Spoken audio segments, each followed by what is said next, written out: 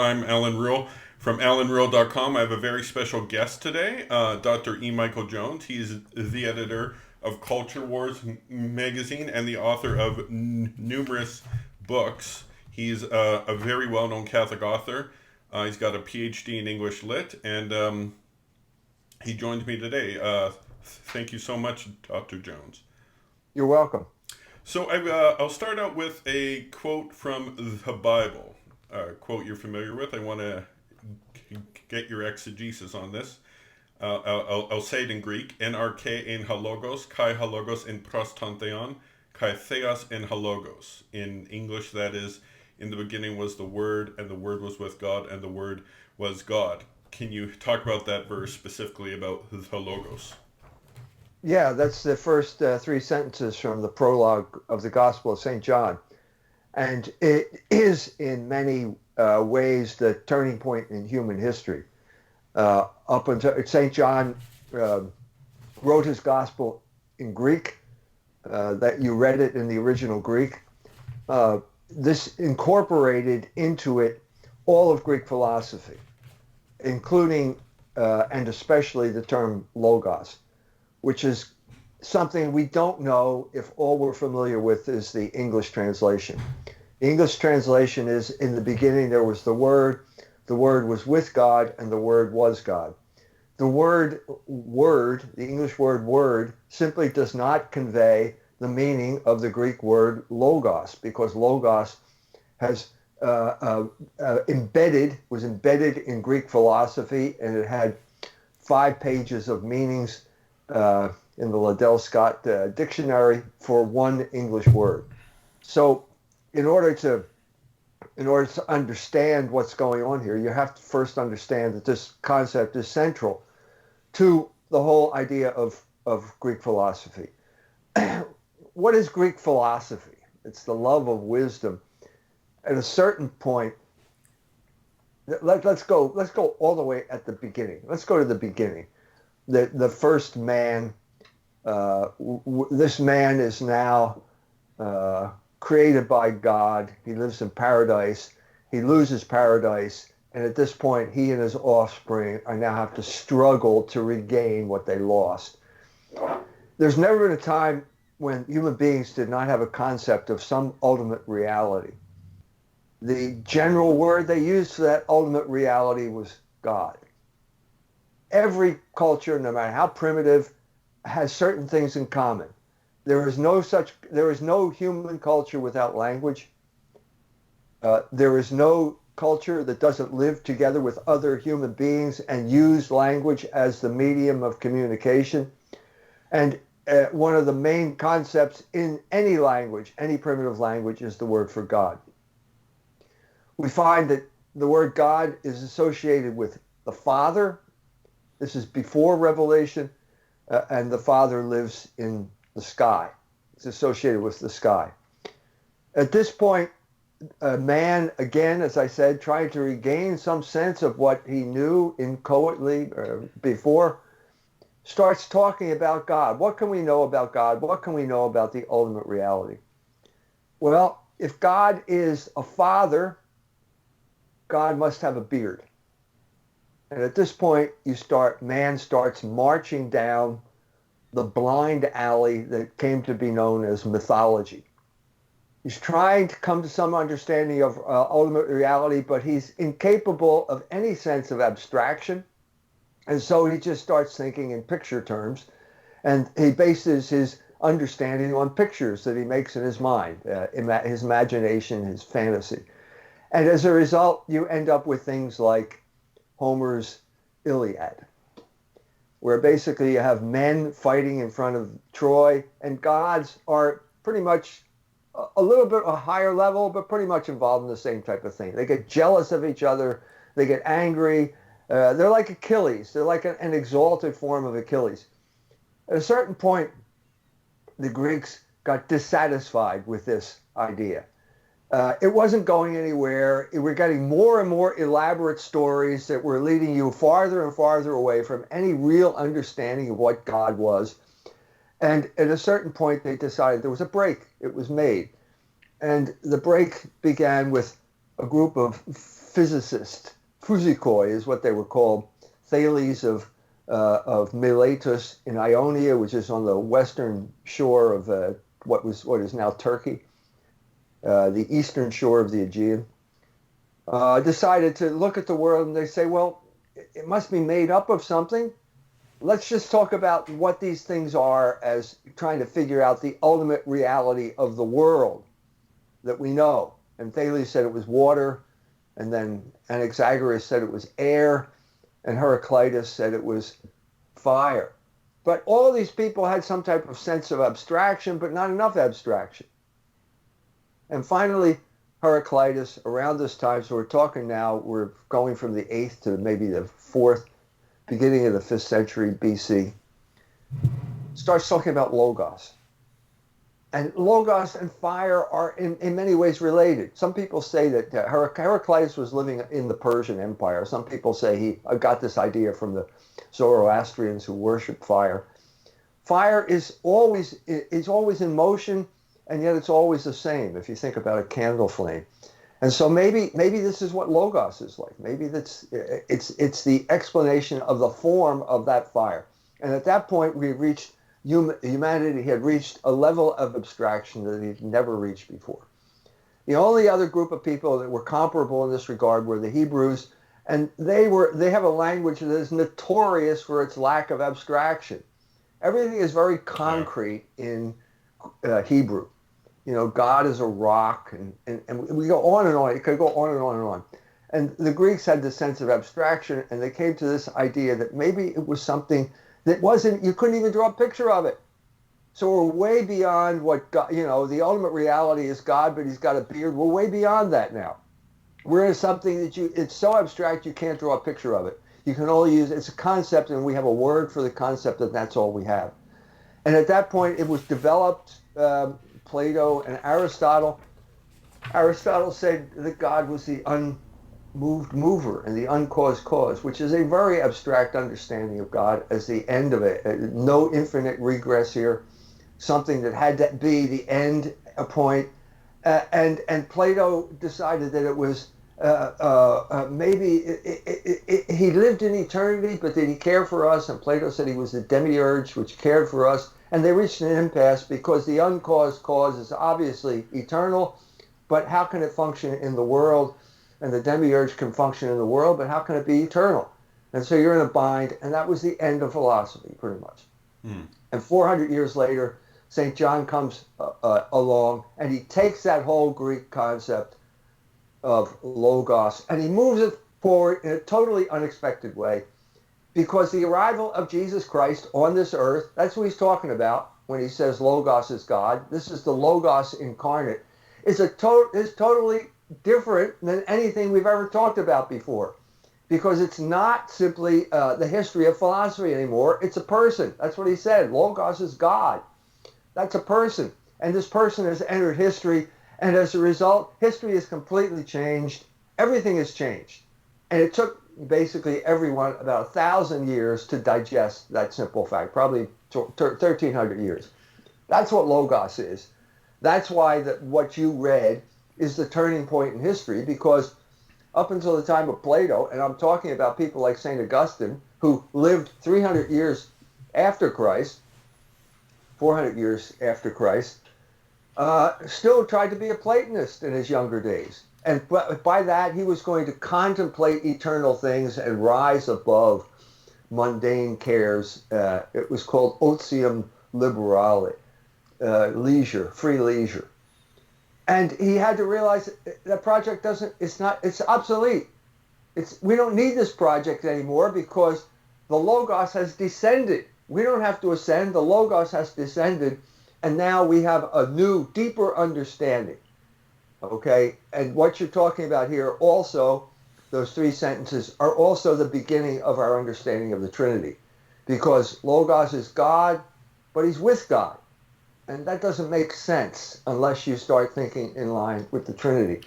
And at this point, mankind is faced with a choice. To this day, either you accept this new knowledge on God's terms, which means you could never have come up with it yourself, which means you're kind of dependent and it's not an internally created project. Either you accept it on God's terms or you get left behind by the course of history. Well, And that's pretty much what happened. well, yeah, because you talked about how you started to first think of Logos, and like you kind of embarked on this project of discovering Logos back in 2003. You've talked about how the Cold War had been over. Then all of a sudden, before we know it, we're going to war again. I mean, the States. I'm from Canada, so I suppose we didn't go there. But like the people who were moving for the war, exactly how did you take this and come up with the idea of Logos? You see chaos here, and and and how does that move you in the direction of this truth? Well, first of all, yeah, we go back to 2003, and suddenly I realized, a lot of us realized that our entire foreign policy has been hijacked by a very small but definite group of people. They were called neoconservatives. Everybody knew this was a Jewish movement, but nobody could articulate that. First of all, because you're not allowed to say that there are such things as Jewish movements. But secondly, because no one could place this on a proper perspective. Nobody could get a handle on it. What does that mean to say it's a Jewish movement? And you had someone like Irving Kristol, he's the father of neoconservatism. He's called a conservative. But in his youth, he followed Trotsky. So he was a communist, a Bolshevik. So how do you reconcile these things? Well, I said at that point, I started to realize when I embarked upon this project that it's impossible to reconcile, to come to understanding of the causality of the war in Iraq if all you're dealing with is political categories. We're dealing with something deeper here. We're dealing with a Jewish political movement, and in order to understand that, we have to define what a Jew is. And at this point, you get into trouble with a lot of people because the Jews don't want to be defined. They like to use the ambiguity to their advantage. So what is a Jew? Well, is it racial? And the conclusion I came to was no, it's not racial. It has nothing. There are racist elements within Judaism among the Jews, but what we're talking about here goes back to, again, the starting point you mentioned, the Gospel of St. John. So in addition to having a metaphysical explanation of the beginning of everything, it also has a good description of the conflict between Jesus Christ and the Jews in his time, which was basically that the Jews wanted the Messiah on their term. And Jesus better get with the plan. And I'm talking about the 7th chapter of the Gospel of St. John, where they say to Jesus, we're the seed of Abraham. So we're special, and we have special DNA, and your plan better conform to that, our special DNA. And Jesus Christ laughs at them and says, God doesn't need your DNA. God can raise up stones if he wanted to, could create men out of stones. And they say, well, we're the children of Moses. And Jesus says, no, you're not the children of Moses. Because Moses was longing for this day, and if you reject me, you reject Moses. So who are they? Who are they? What is the definition of this group? It's not biological, because you have passages in the same gospel where Jesus says, talks about the parents of the man born blind. The parents of the man born blind refused to speak out of fear of the Jews. Mm-hmm. Yeah. Because the Jews would expel from the synagogue anyone who said that Jesus was the Messiah. Well, they all have the same DNA if you're talking about biology. Yeah, so and like Jesus and the apostles and the Blessed Mother and St. Paul and like the whole early church had that DNA. Right, so it can't be racial. So what's the distinction? Well, it comes down to Logos, again. And this is how I got started on the project that I'm doing now, back in 2003. The only coherent explanation is that a Jew is a rejecter of Logos. Jesus Christ is the Logos incarnate. When he arrived, the Jews who accepted Jesus Christ became known as Christians, and they became members of the Catholic Church. The Jews who rejected him are known as Jews to this day. And so there's no straight course in history here if you're using the word Jew, because the children of Moses find their fulfillment in Jesus Christ and the Catholic Church. And that is the straight line of history. So when you reject logos, as I said, you go back to Liddell Scott's dictionary, you reject a lot of stuff. You reject the order of the universe. And when you reject the order of the universe, you become a revolutionary. And that's what the Jews have been for 2,000 years. And that is the thesis. I just gave you the thesis of the book you're holding up, The Jewish Revolutionary Spirit. By the way, So I fully recommend this book to everyone watching this interview. It's a long book. Take a look. But no, it is worth every penny you'll spend on it. You can go buy it at Dr. Jones's site, culturewars.com. I think that's your site, right? Yes. Yeah. And so tell us a bit more about the Jewish revolutionary spirit then. Well, the Jews rejected Jesus Christ. They called for his death, and they chose Barabbas, who was a revolutionary.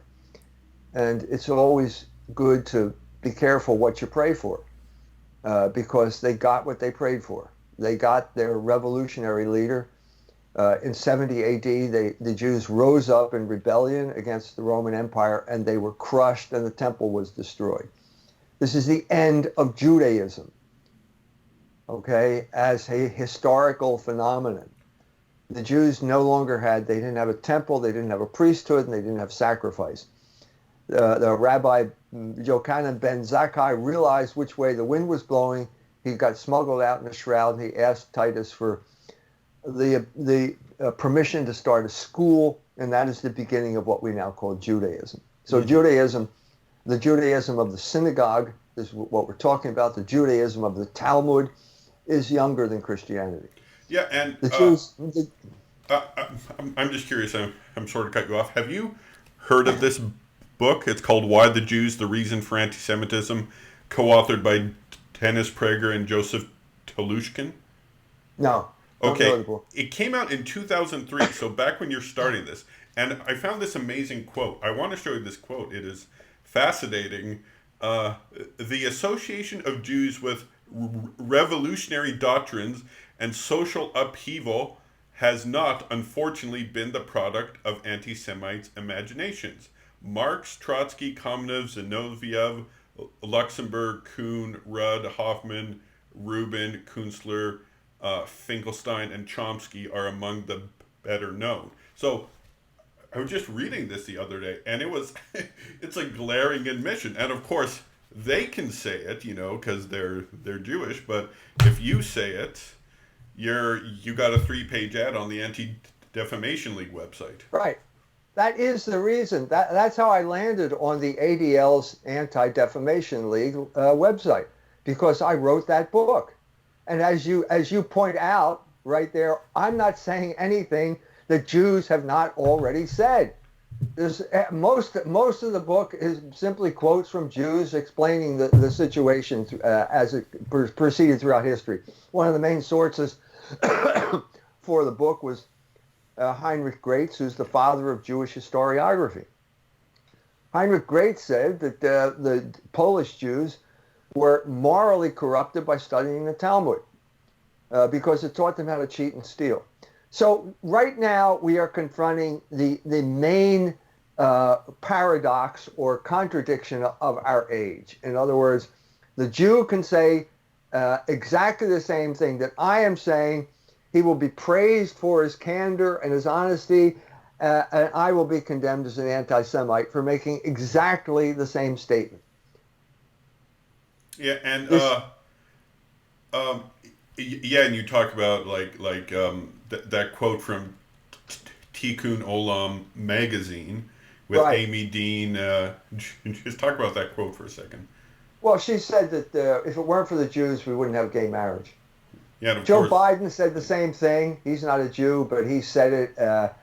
And as long as you say it with praise in your tone of voice, everything's okay. As soon as you say, well, wait a minute, I don't think gay marriage is a good thing at all. I think it's undermining marriage. I think it's completely consistent with the thesis of the Jewish revolutionary spirit. This is one more attempt to overthrow the social and moral order of our country.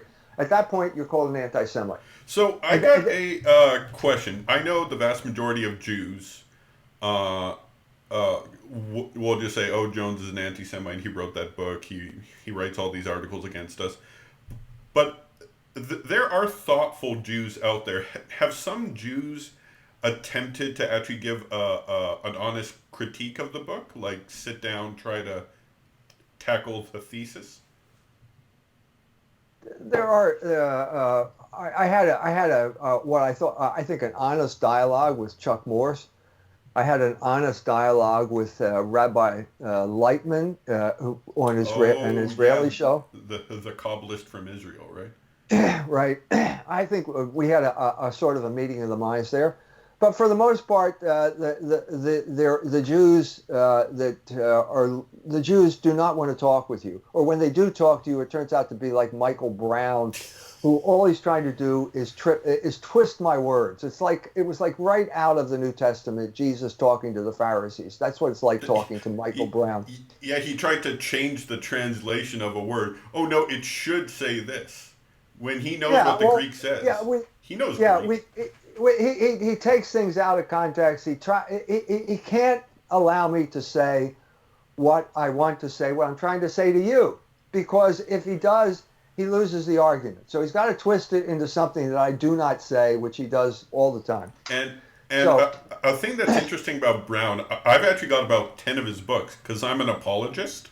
And so he's written like a multi-volume series of arguments responding to Judaism, and he is so clever in that. The arguments he gives from his biblical scholarship are so clever, but as soon as it comes to something like this that we're talking about, it's like his IQ's cut in half almost. yeah, It's yeah. because you have an outcome that you want to achieve, and you're going to do whatever it takes to basically cram what I have to say into the pigeonhole you've created, which is anti-Semitism. So it comes down to basically what is the definition of anti-Semitism? It used to be people who didn't like Jews, and then it became anyone who criticized the Jew, and now it's anyone who disagrees with the Jew is an anti-Semite. You have to accept their narrative. You have to accept their interpretation, even of your own scriptures. And if you do not do that, then you will be called an anti-Semite. Well, and the thing that's so problematic about that definition, like you've talked about before, how the definition goes back to the 19th century, and it's a purely racial term. It was used by racists against the Jews, and people knew exactly what it was. But now there's this new radical definition that, like for example, there's this author I like. Have you heard of this author? Uh, Who is that? it's Allan Pape. No, Okay, no. he's an Israeli historian, but he's very anti-Israel. He accuses them of ethnic cleansing. This book's called "The Biggest Prison on Earth." It's about the Gaza Strip and the West Bank, and of course he's called an anti-Semite, and he's Israeli Jewish. It's getting ridiculous because it's a fake definition, so it can't apply. The true definition makes sense, but you got the IHRA definition, which is pretty much anyone you want's an anti-Semite. I actually, each time someone calls me an anti-Semite, I call them an anti-Semite. I just call back because the term has no meaning, and I like to show them that. You talked about in your book that I just held up there that the Talmud gets discovered by Pope Gregory the Ninth in the 1200s, and between then and 1400, the Dominicans had studied the Talmud and came up with arguments and were hugely successful in converting a lot of the population. Yes, they virtually converted all of the Jews in Western Europe. The Jews who did not convert went to Poland. So they moved east. So that was, and then there were, as I point out in the book, there were discussions in Rome about what should we do with all these synagogues now? Should we turn them into churches? It was an incredibly successful conversion campaign. that was orchestrated largely by the Dominicans, who were given that commission by Pope Gregory IX after listening to Rabbi Nicholas Donin explain to the Pope what was in the Talmud. There are people now, there's a rabbi who, after Notre Dame Cathedral burned, after the roof burned, were saying this was divine punishment for the burning of the Talmud. Yeah, the person who wrote that article in the last edition. This is the August edition of Culture Wars. Talks about that. Yeah, so we're leads me to believe that there may have been arson involved in this. The more I think about it, the more implausible it is that it was simply an accident. But anyway, you're talking about long-standing grievances here, grievances that do not go away. And one of them was because that conversion campaign was so successful. It was in many ways too successful. And by that, I mean what happened in Spain with the Converso crisis was an example that showed that a lot of Jews simply went along with the program and were not sincere in their conversion. And the king and queen brought in the Inquisition, not for the Jews, but for the Christians. For the Conversos, to see if they were sincere, and if they perdured in their insincerity or their Judaizing, they were burned at the stake. No Jew was burned at the stake. Only Christians were burned. Now, you talked about this project of conversion. And, for example, this I'm sure this happens all over Canada and all over the States and all over the globe. In my church, they posted up a thing up, and it's kind of an interfaith dialogue with the Jews. There's some priest and a rabbi and stuff like that, and it's basically a squishy get together. We love everything about you. All this, yes, kind of stuff, and it goes on. It goes on with Pope John Paul II, Pope Benedict, Pope Francis going into the synagogue in Rome, and because of that now, like, I don't know. It's like we've lost the desire to preach the gospel to to a lot of people, but certainly to the Jewish population. Yeah, it's had a disastrous effect on proclaiming the gospel. The Vatican issued a statement called Dones something or other about 50 years of Catholic-Jewish dialogue, and they said, well, it was a miserable failure, but we're going to continue it anyway. This completely incoherent, a complete misunderstanding, a kind of programmatic misunderstanding of what happened, because you eliminate every negative aspect because you're committed to the proposition that this was a good thing. So what you realize is, but let's begin in 65 with the year of the council closed. The Jews, in particular the Jews in Hollywood, used this to break the production code. They used the Nostra Aetate, their misinterpretation of Nostra Aetate, to get the Bishop of Munich on their side, to crush the Oberammergau Passion Play, to subvert the Oberammergau Passion Play. We could go on and on and on. Well, once the Jews are no longer held in check by the Legion of Decency, every Hollywood movie becomes propaganda for sexual liberation, and the sexualization of the culture destroys the social order. But no one's allowed to talk about who's responsible. Hey, Dr. Jones, I got a quote from Vernon Thorpe. This is from the August edition of Culture Wars, and I think this sums it up purposely. This is the review of Shapiro's book. And while we are at it, let us hope that the Catholic Church will always care enough about the Jews like Shapiro to seek to convert them, helping them overcome the many obstacles in their way for which they are certainly not alone responsible. And I think Mr. Thorpe is talking about the church there. I kind of want to shift topics. There's a topic that you talk about that I don't hear anyone else talk about, and if they do, it's so tiny, and it's so important. This is probably as important as Logos. The idea of social engineering, and how in the States, certainly up here in Canada, we've been victims, like you talk about Germany, how we've been the victims of social engineering, and it's kind of sold to us. As societies get prosperous, eventually they'll move in this direction. And you know that's not true, right? This is getting imposed from on high, right? Yeah, social engineering followed immediately after World War II. The people who were involved were largely associated with the University of Chicago, if you're talking about the brain trust that was behind it. And one of the main figures was a man by the name of Louis Wirth, who was in the sociology department at the University of Chicago. He went to work for the government during World War II for the Office of War Information, which became later the CIA. Mm-hmm. And he was also instrumental in the book that basically proclaimed the advent of social engineering, which was called The American Dilemma. And the author was Gunnar Myrdal, a Swedish socialist who was brought over here. I explain this in my book, The Slaughter of Cities, which is basically a history of social engineering. I explain how Gunnar Myrdal did not write that book. Okay, he could not possibly have written that book.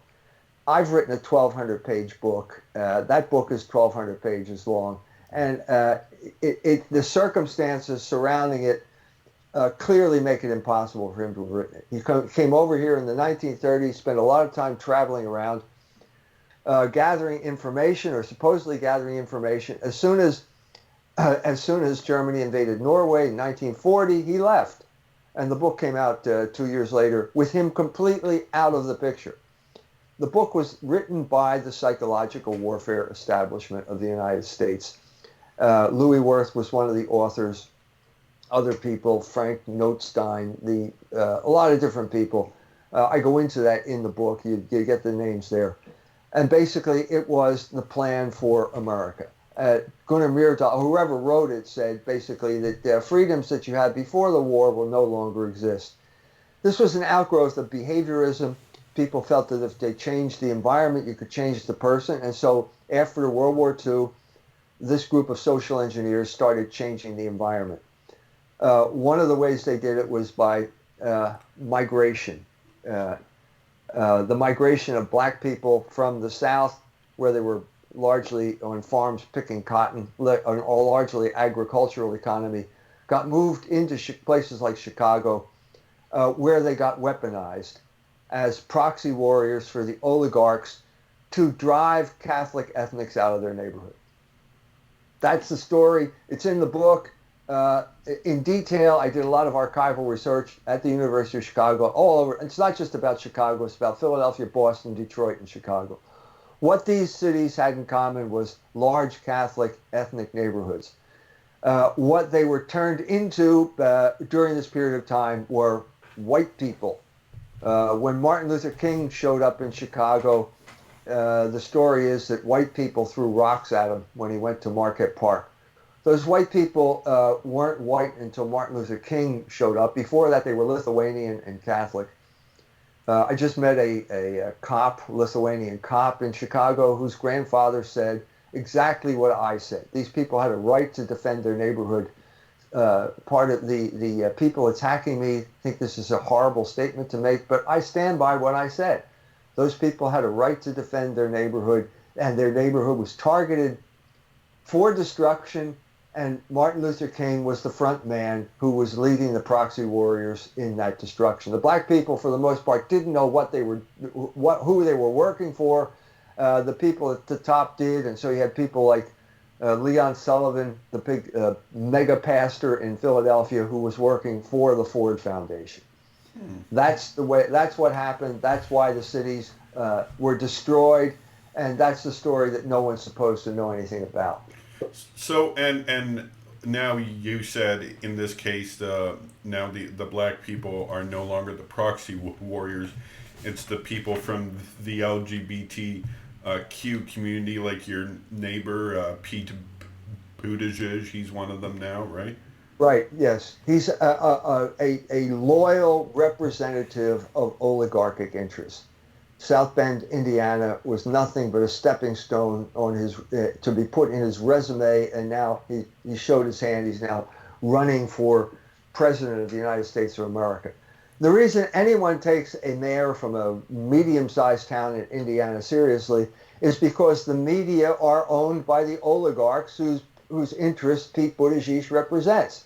Yeah. This is a man. This is a man who is incapable. He is constitutionally, because of his homosexuality, incapable of representing the interest of the people of South Bend, Indiana. Can't fathom what they are.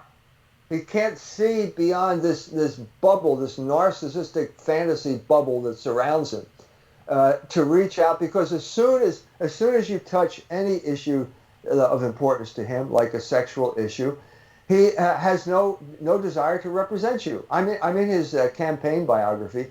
I'm described as a fringe activist. I've got to pick up that book. He lived 3 houses down the street from me growing up. He now lives about a half a block away from me on the other street. You would think we would be neighbors, but that's not the way this man's mind functions. You are either on the right side of history, which means you support the homosexual agenda, or you are some type of problem that will have to be dealt with in all of the ways that the culture is now dealing with people who promote messages that the oligarchs don't like. Yeah, You will be banned from YouTube or whatever. This is the way this man's mind operates. He cannot see beyond the homosexual agenda because that is the cause of history. The movement of Logos in history for Pete Buttigieg is homosexual rights and homosexual marriage. That is the culmination of history. It's the question for you. You've talked about RIFRA. Was Pete Buttigieg somehow involved in that? Or was that separate? No, he was watching it from South Bend, Indiana. It happened while he was mayor up here. He felt personally threatened by this. Now, wait a minute. That's Indianapolis. That's not up here. Why do you feel personally threatened? Well, because you're a homosexual. That's why. And because you have that dog in this fight. So he comes up. The Religious Freedom Restoration Act was passed by the legislators in Indianapolis because the homosexual agenda had already arrived here. And it was basically forcing people to do things that violated their conscience. So this was a way of protecting the people of Indiana from violating their conscience by this homosexual agenda is the cutting edge now of social engineering in our age. So it's a direct descendant of what I've already talked about. Well, I've got an interesting story. Just let me take 30 seconds here. A friend of mine, because I live in Calgary, which is about 2 hours north of the border, a friend of mine decided to take a road trip up to the Arctic Ocean. That's about a 45-hour drive from the American border. And about 2 hours before the Arctic Ocean, there's a town called Inuvik, spelled I-N-U-V-I-K. Yes. Check it up. And he went through there, and this happened to be during Pride Month. And Inuvik, in one of the most remote places on the planet, it's got rainbow sidewalks, it's got the pride flags, it's got all this homosexual stuff on it in Inuvik. Look this up on Google Maps, everyone. Like, yes. This is being imposed from above. Right. Of course. You go to Notre Dame University, you'll never see a papal flag flying over there, but all over the place there are homosexual flags flying. This is a sign that the homosexuals have conquered Notre Dame University because the flag is a sign of hegemony. So I don't know whether you saw this YouTube video, but there are some in Colombia, I believe it was. There's a man there, and he looks up, and there's the homosexual flag flying above the Colombian flag. So he pulls the flag down and tears it up on YouTube because he was smart enough to understand what's going on here. This is when you have a homosexual flag flying in where you live, it's a sign that you're a conquered province.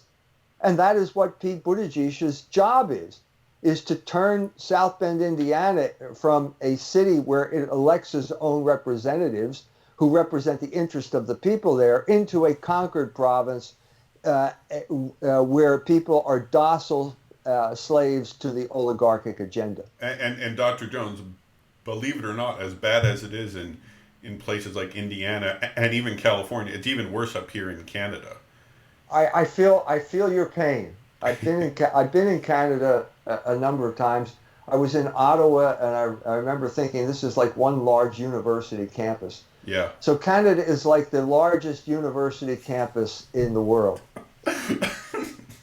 That's clever. That's clever. I've never thought of it that way before, but that certainly makes sense, because we're kind of like the experimental. I think Canada was the third country in the world to legalize homosexual quote unquote marriage 10 years almost to the day before you guys did.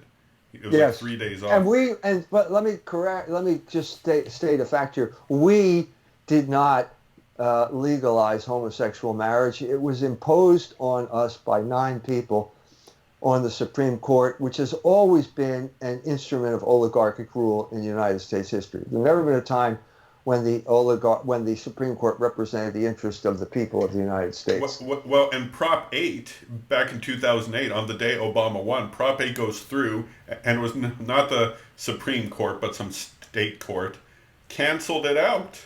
The people voted for that. Right.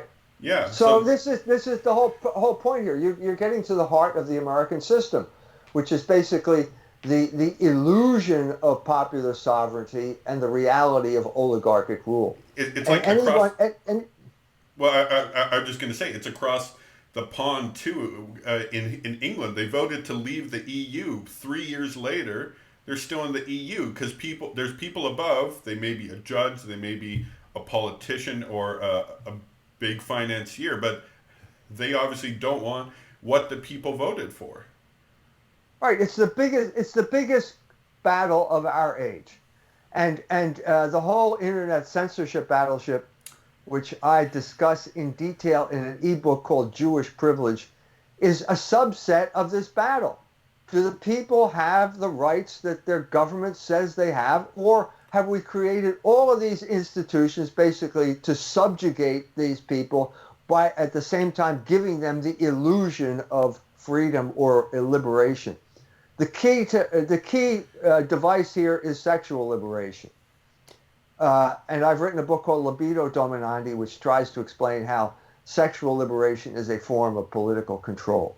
Yeah. That's how you have to understand it in that regard, because otherwise, first of all, you won't understand the way the system works if you don't understand the manipulation of sexual passion as a way of enslaving and controlling people.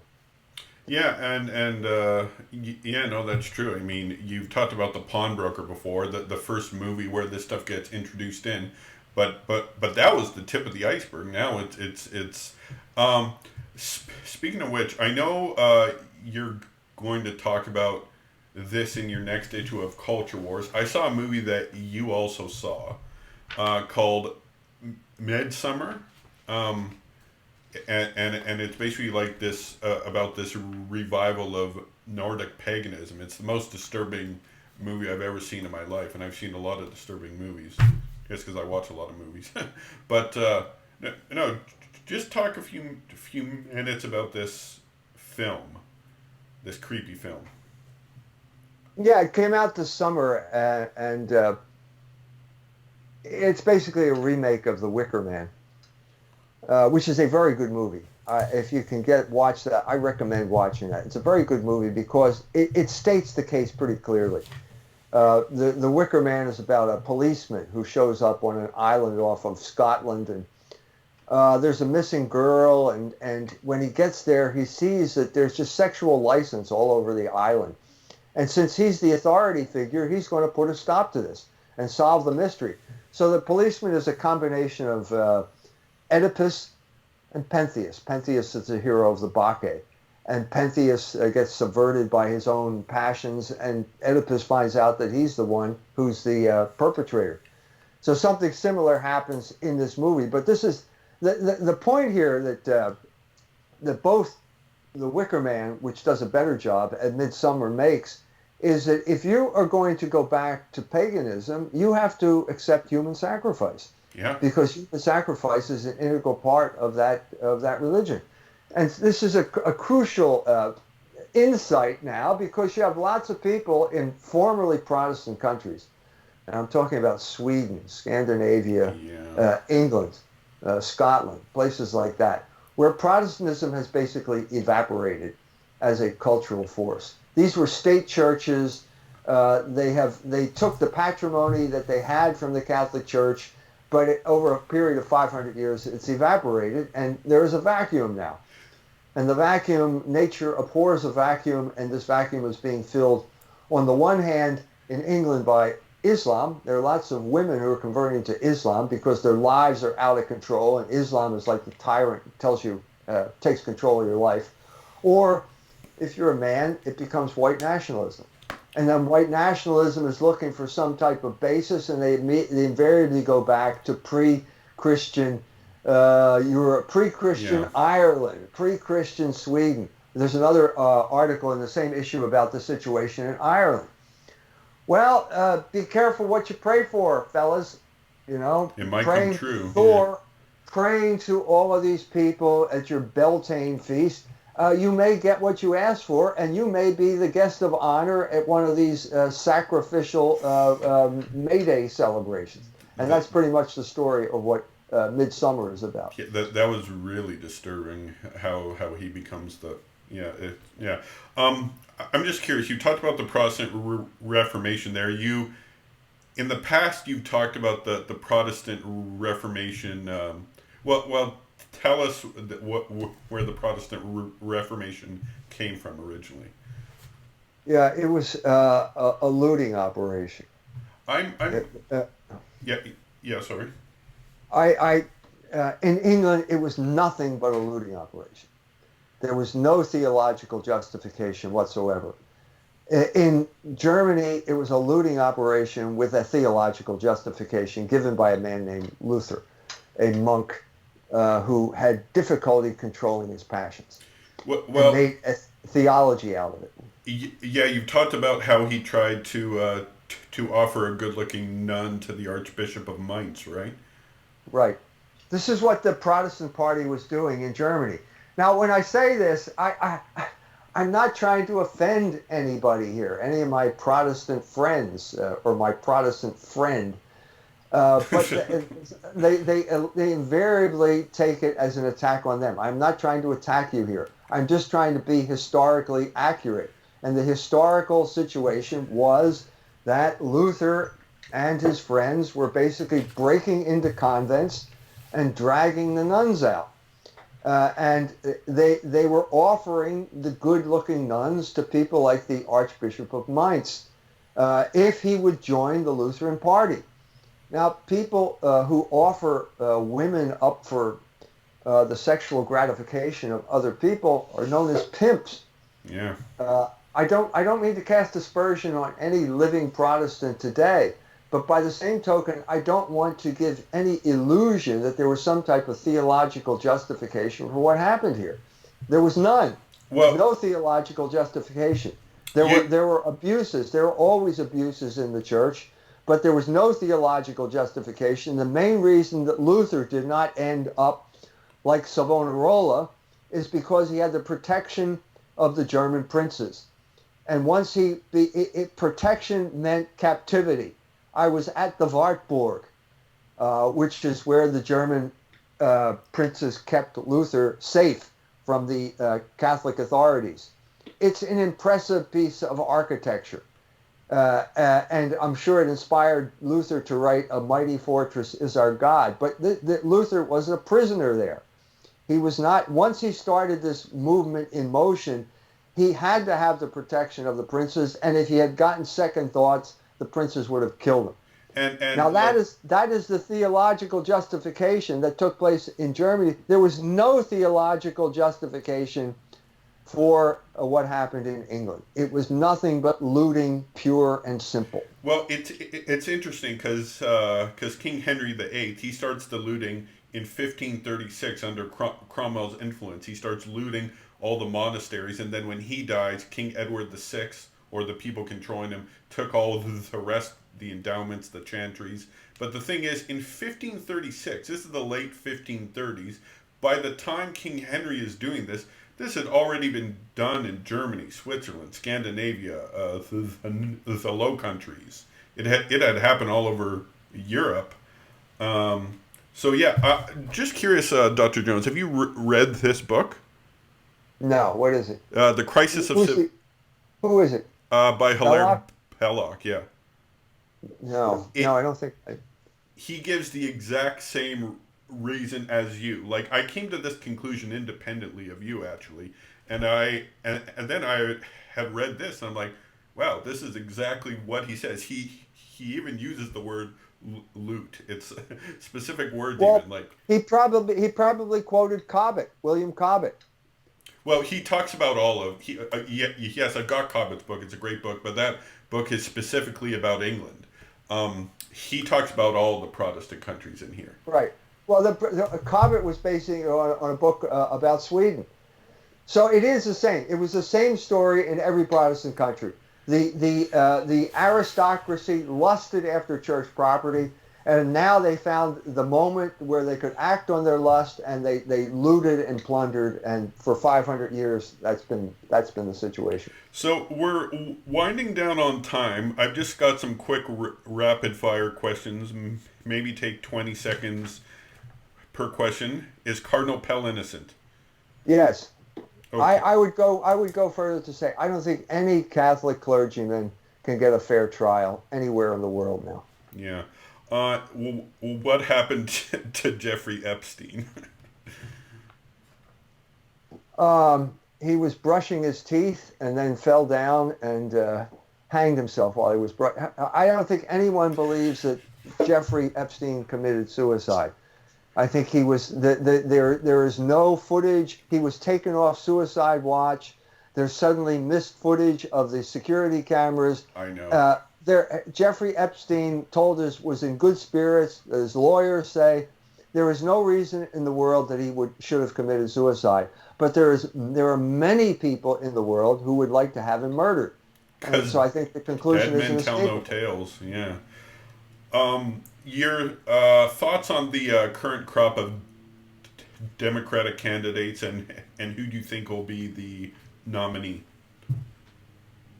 I think that the problem is systemic with Democrats, and that the problem is identity politics.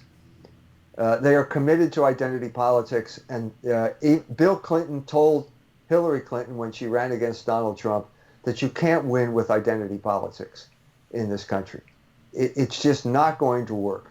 And there's no one who is doing anything but that. So I think that I don't think any of them have a chance to defeat Donald Trump, in spite of all the things he's done. Yeah. I mean, he's done everything within his power, I think, to alienate the America First people who voted for him by the implementation of his Israel First foreign policy. Yeah, like he talks about Jerusalem and the Golan Heights, but I don't see a wall. He's now between... saying he's king of the Jews, isn't he? Didn't he say that? Yeah, I mean, there's only one person who you and I know is king of the Jews. Yeah, and look what happened to him. So what do you think about the counter-Enlightenment philosophers, Louis de Bonald, René de Chateaubriand, Joseph de Maistre? I'm sure you're familiar with these people. I think the primary counter-Enlightenment philosopher is Giambattista Vico. He's one of the most important figures in the history of philosophy, and pretty much nobody knows about him. I've never heard of him. I've barely heard. Most people haven't learned of the counter-Enlightenment. No one's heard of Joseph de Maistre, but they've all heard of Voltaire. And right. Yes, Vico was an incredibly important philosopher because he saved Western philosophy from skepticism. He was an opponent of Descartes. He predicted the end of the Enlightenment in skepticism a generation before it actually happened with David Hume, which was also the end of British philosophy. I'm just going to ask, is this stuff translated?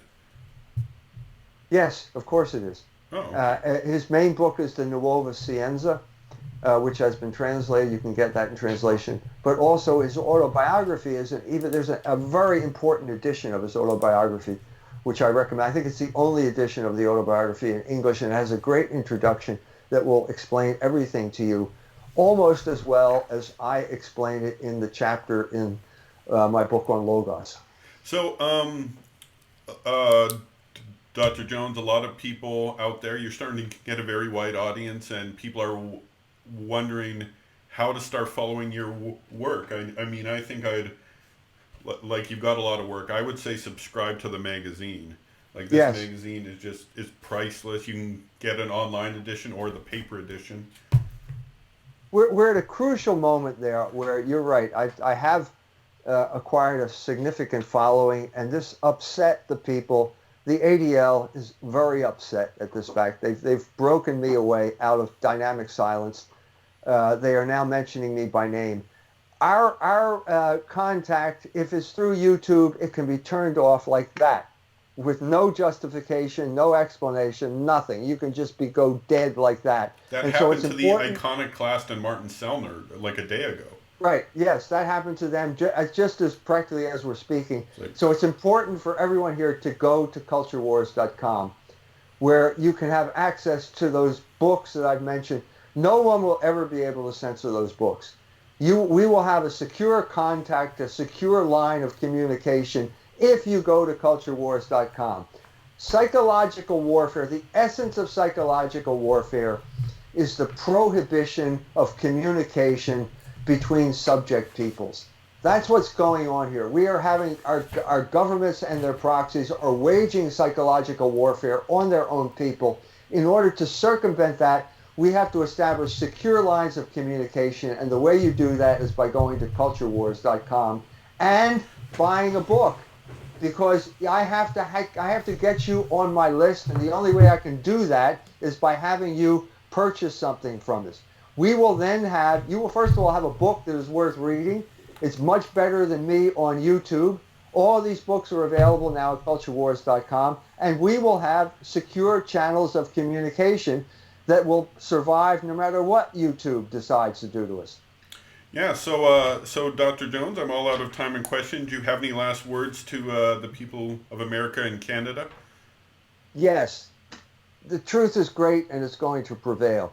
But we have to be wise as serpents in addition to being innocent as doves. We have to establish these secure lines of communication. Go to culturewars.com. All right, Dr.